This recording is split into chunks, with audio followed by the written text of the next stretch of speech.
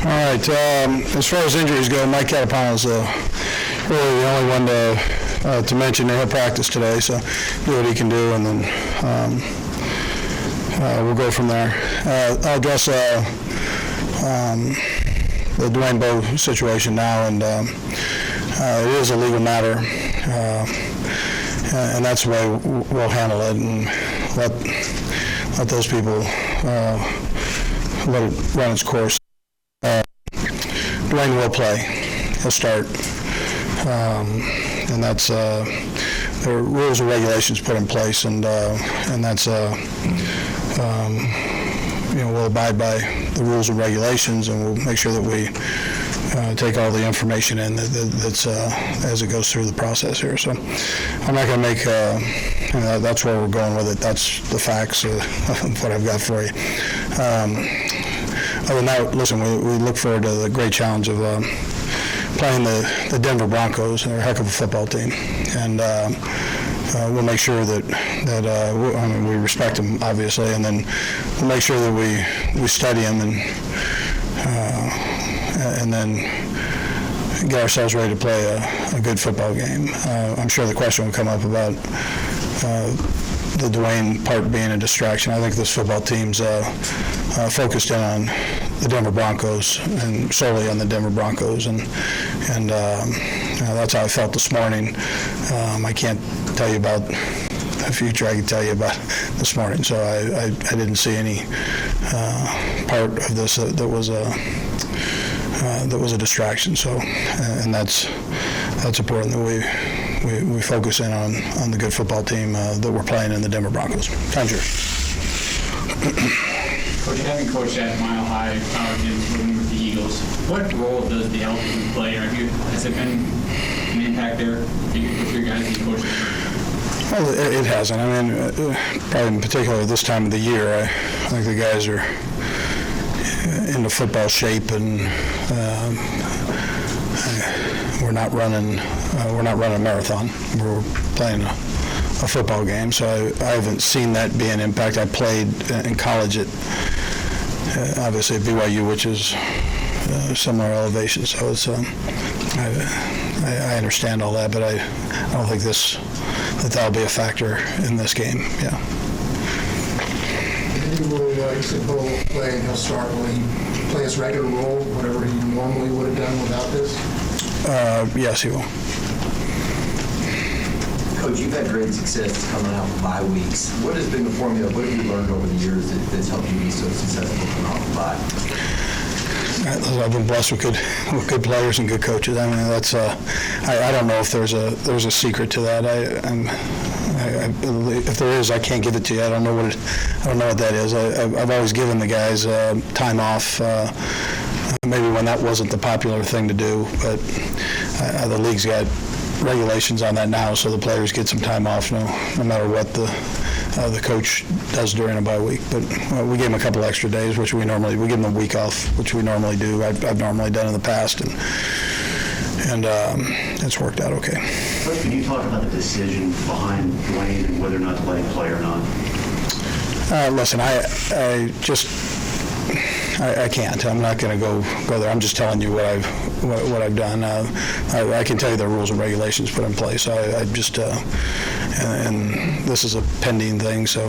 Go into the rules and regs? No, I'll let you do that. You can look all those up. Make sure that you get everything. You didn't have any option? Like if you sat down and talked to him and thought it was really bad, did you have an option to do something or not do something? You just read through the rules and regulations. I mean, that's what I can tell you, and so whatever he's playing, and he's starting. That's all I can tell. That's what I can tell you. Deal with controversy with the Eagles. You characterize Bowe's situation compared to Bowe's. Listen, again, this is a pending thing that there are rules and regulations for. So. It's going through the process. Not that big a deal in context of the game, then? Well, that's what you're saying. I addressed him and had that opportunity to talk to him. So I'll leave it at that. And then, there are laws, there's rules or regulations, and So I abide by those. And what did he tell you about this incident? I can't get into all that. I'm not going to get into all that. Was he apologetic? Was there anything bad on this? Listen, Dwayne's been a team player since I've been here, so he doesn't want to bring any problems to the table. That's not what he wants to do. So that's but other than that, that's what. Sorry, Andy, can you say when you guys first found out about the incident? When you guys hear it? You know what? I'm not. I would rather just leave it with my opening. Say I don't know what's crossing lines and not crossing lines here, from a legal standpoint. So it's a legal matter, and I don't want to. I'm not here to disrupt that part of it. I try to follow that the closest I can. What are your thoughts on going up against a top-scoring offense and Peyton Manning being the charge? Listen, we have a ton of respect for their offense, for Peyton, for the things that they've accomplished this year. We understand all that. They've done a great job. So it's important that we prepare ourselves, to play a good football tean. So I think it's two good football teams playing each other. I think it's a good defense playing a good offense, and that's what this is all about. I know he's not a mobile threat anyway, but do you see any difference with him with the ankle issue the past couple weeks? No. I haven't. Same guy? Same guy. Same guy. Andy, having seen him over his whole career and being a kind of offensive-minded guy yourself, what is the spark? What is the thing that makes him so much different than 99% of the quarterbacks who play the game? Well, listen, he's a smart guy that works extremely hard and is very accurate. He knows everything that's going on within his offense. He's got that over the years. He's got that dissected and figured out backward and forward. So he's a good football player. So you think it's mind as much as anything else? I mean, his brain? Well, no, I would tell you he's talented. There's talent. You and I could do this like at a buffet, but not. He does it on the football field, and there's some athletic ability that takes place there. I mean, he's got that figured out. Andy, what do you hope the rest of your team learns from Bowe's circumstance? Well, listen, we learn every day, right? We learn new things every day, and so there'll be things here that that we'll all learn from.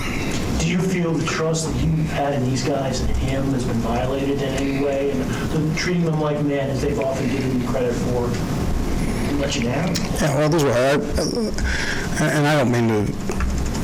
There are certain things that where I'm not going. I mean, I handle things with the football team. I handle things with the individual. And then I make sure I follow the best I can the rules and regulations and the law. And so as I'm sitting here, I'm not ignoring questions. I'm not doing that. I'm staying within those guidelines there that I've got. So I don't mean to be cold about that, but that's how we go about it. Was suing him in the locker room at all? Coach, as far as Okay, shoot. I'll get both of you. Just shoot one.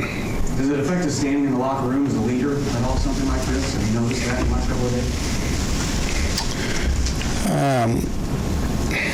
No, listen, I think, I'm not going. Let's get back on to the Broncos. Let's do that. As far as the timing of the game, Coach, it's not a noon game, it's not a 3 o'clock kickoff, it's a 7:30 kickoff. Is there any extra preparation that goes into your steps from your coaching staff and your players that they have to embrace with the whole day passing before the kickoff? Yeah, listen, you put yourself back into kind of that preseason clock when you're playing the night games. So that's